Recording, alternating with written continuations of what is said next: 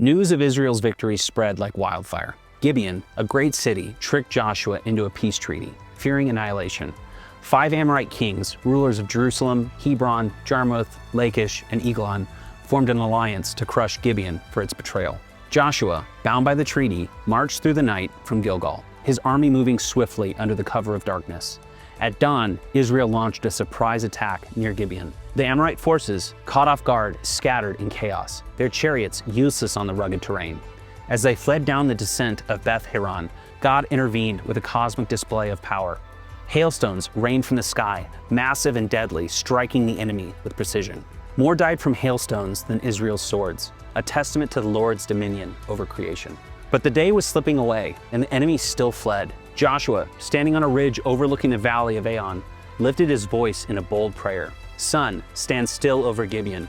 Moon, the valley over Aon. The heavens obeyed. The sun delayed its setting. The moon hung in place, and daylight stretched unnaturally.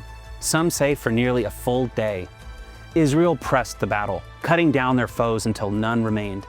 The 5 kings, fleeing the carnage, hid in a cave of Mekadea. Joshua ordered the cave sealed with stones until the battle ended. When victory was secured, he had the kings brought out. Before all Israel, he executed them, hanging their bodies on trees until evening as a sign of God's judgment. The conquest swept through Canaan like a storm. The south fell first. Lachish, Eglon, Hebron crumbled under Israel's advance. Then the north, Hazor, a mighty city, burned to the ground, its king slain.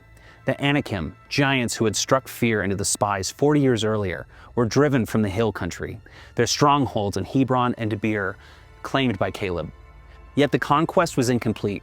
Some cities surrendered, others resisted, and many enemies remained entrenched.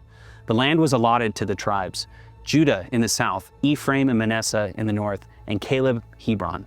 His faith rewarded after decades of waiting. In the center of the land, the tabernacle was pitched at Shiloh, its curtains a symbol of God's presence amid a landscape scarred by blood and dust. The battles quieted, but for only a time. The promises of the land were fulfilled in part, but not in full. Enemies lingered, their idols whispering temptation.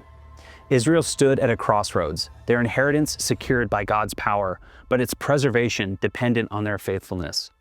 The day the sun stood still was a miracle of divine intervention, but the true test lay in the days that would follow. This clip ends here, but the story doesn't. Wayfarers Chase has the full arc of biblical lore: theology, historical figures, the covenant behind the scene. Click one of these to keep questing through the only myth that was never a myth at all.